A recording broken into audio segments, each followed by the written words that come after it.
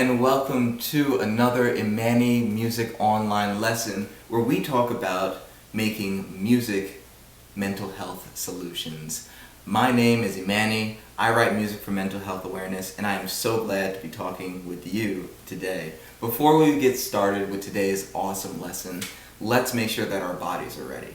So let's shake out our bodies a wee bit, loosen it all up, stretch it out, y'all, and let's make sure that we have some awesome posture going on. So make sure that you have this beautiful L shape going on with your body, and also a beautiful L shape going on with your arms. Last but not least, make sure that your hands are nice and loose and flexible, and let's allow them to be draping down via gravity. Let's take a deep breath in and let it out. Excellent! Now our bodies are ready for some music, and also make sure that your shoulders are nice and relaxed too.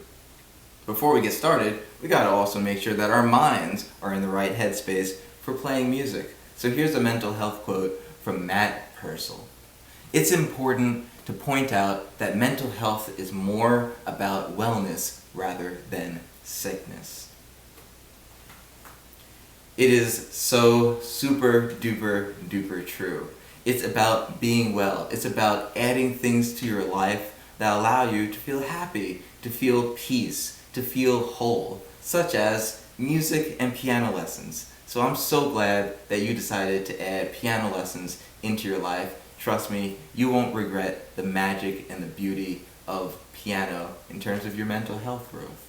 So, without further ado, let's get started with today's lesson. When you're practicing, I'd love for you to play a scale, and then go down, and then play the chord.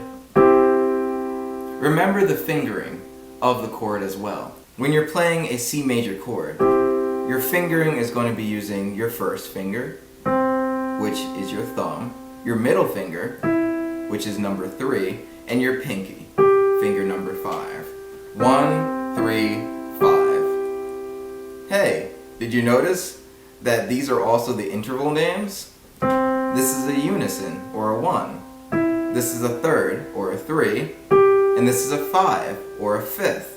There you go. Another easy way to remember the fingers as well as the intervals involved inside this chord.